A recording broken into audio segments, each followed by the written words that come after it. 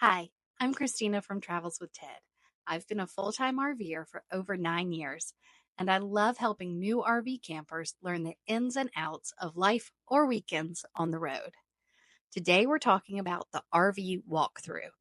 The walkthrough is a typical process of literally walking through an RV and learning how everything works before you pick it up from the dealership. Most dealerships offer walkthroughs as a standard process before any new RV is picked up.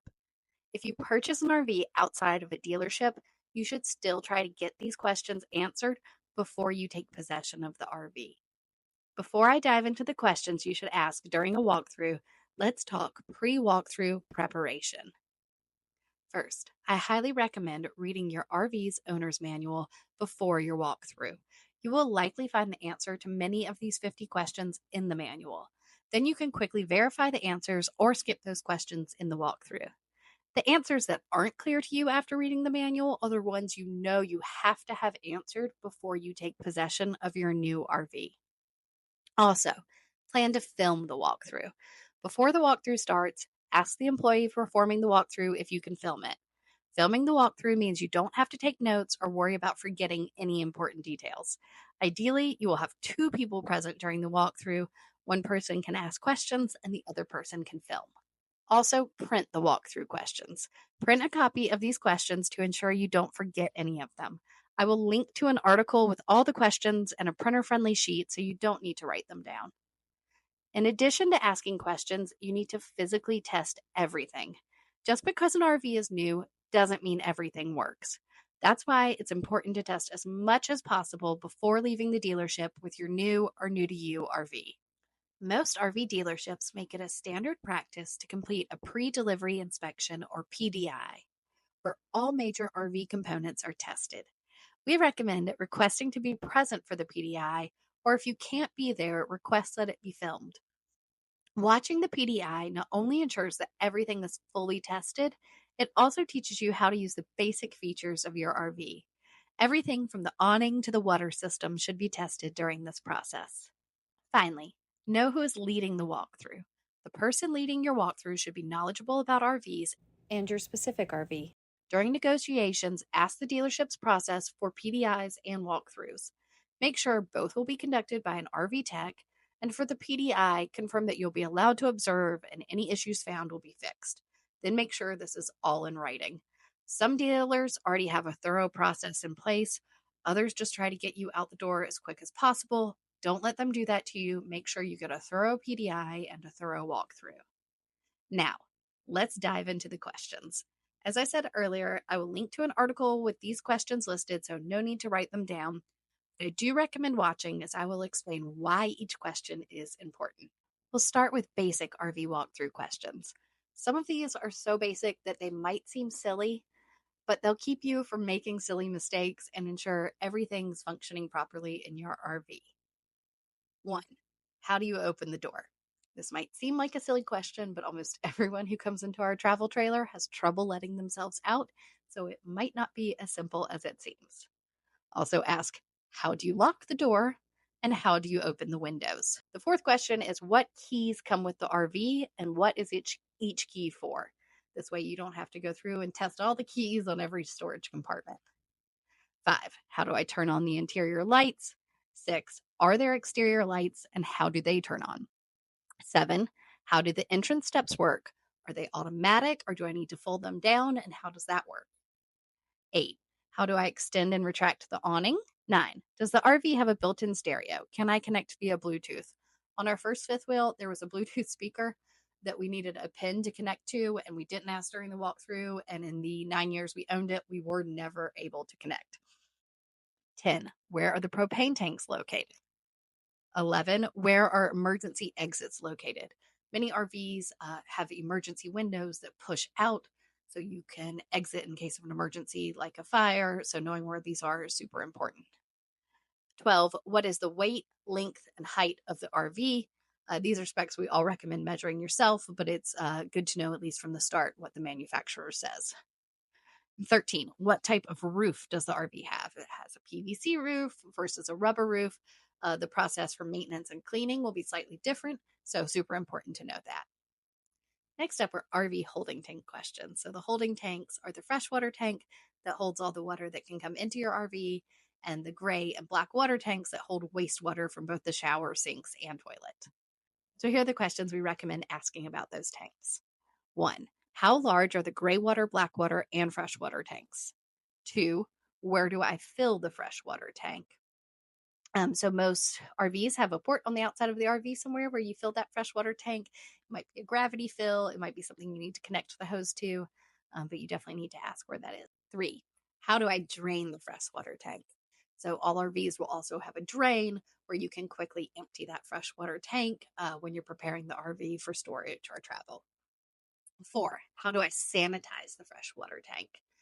So there's a process, and many RV manufacturers recommend of using a little bit of bleach to regularly sanitize that RV freshwater tank.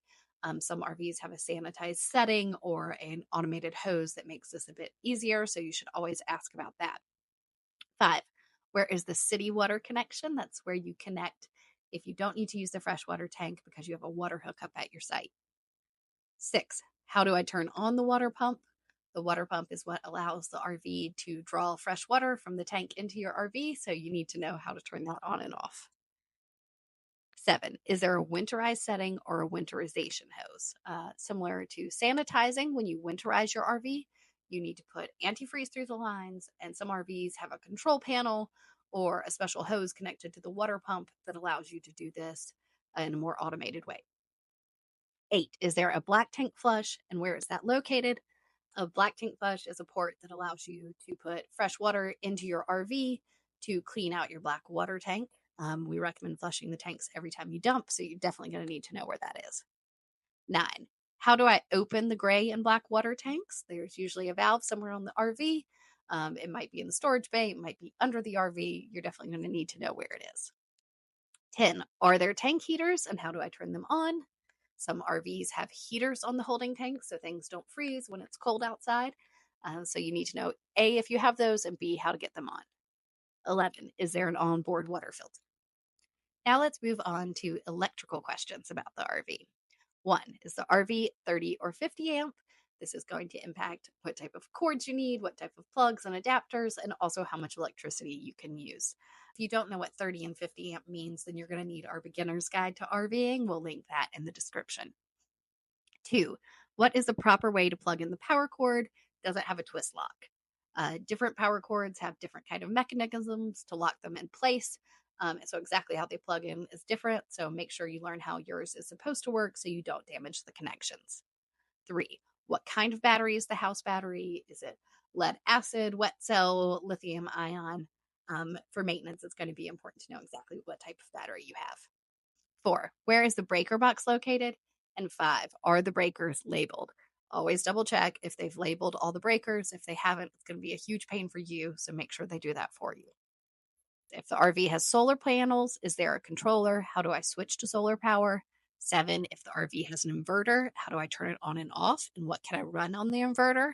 8, if the RV has a generator, how do I turn the generator on and off? Next up are mechanical questions. 1, what is the proper way to put down and raise jacks? 2, what's the proper way to put down and raise stabilizers? 3, does the RV have auto leveling? How does it operate? 4, how do I open and close the slide outs? 5, what type of slide outs does the RV have? It's super important to know what type of slide out you have because the maintenance of the slide depends on the type of slide. You can't just Google slide out maintenance because it varies a lot between the type of slide. So you're definitely going to want to know what type it is. Moving on to RV appliance questions. 1, what type of water heater does the RV have? Is it a regular RV water heater that's a 2A and runs on gas and electric, or is it a tankless water heater? You also want to know whether it's a Suburban or an Atwood. If it's a Suburban, it's going to have an anode rod, and that's something that you're going to need to replace every year or so. 2, how do I turn the water heater on using electric power? And if relevant, how do you turn it on using gas power? 3, where is the water heater bypass located? You always need to bypass the water heater when you winterize the RV. So you're going to need to know where that bypass is located, and it may not be obvious. Ours is under a kitchen cabinet with a hidden panel that has to be screwed off in order to reach that bypass valve. 4, how do I operate the RV thermostat? It might not be as intuitive as you think. How do you turn on the air conditioner? How do you turn on the heat? 5, are there other thermostat settings you should be aware of? For example, our thermostat has a dry setting and a fan in addition to the regular cool and heat settings. 6, how do I light the stove? 7, how do I turn on the oven? 8, what type of refrigerator does the RV have? Like water heaters, there can be all sorts of RV refrigerators. It might be an absorption two-way fridge that runs off gas or electric. It might be a 12-volt fridge that runs off the house battery, or it might be a residential refrigerator. So ask what type of the fridge is and how do you turn it on and off. And if there's different power options, how do you turn it on and off on electric and on gas? Next up are the interior RV questions. 1, does the dinette convert into a bed? And can you show me how? What I'm sitting at right now does convert into a bed, and we did have the technician show us how during our walkthrough.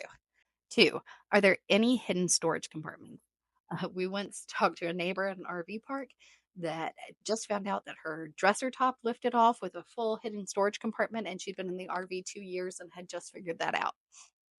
3, look at the control panel area and ask, are there any additional buttons or functions that you haven't covered? And finally, for towable RVs, we have hitching and towing questions. 1, how do I hitch and unhitch from my tow vehicle? And I highly recommend that you practice this full process. Don't only hitch up to leave the RV dealership, hitch up to your truck, then unhitch, then hitch back up again to make sure you're really clear on what that process looks like before you leave the dealership. 2, what is the speed rating of the tires? Many RV, especially travel trailer tires, are only rated up to 65 or 75 miles per hour. So you're definitely going to need to know that before you hit the road.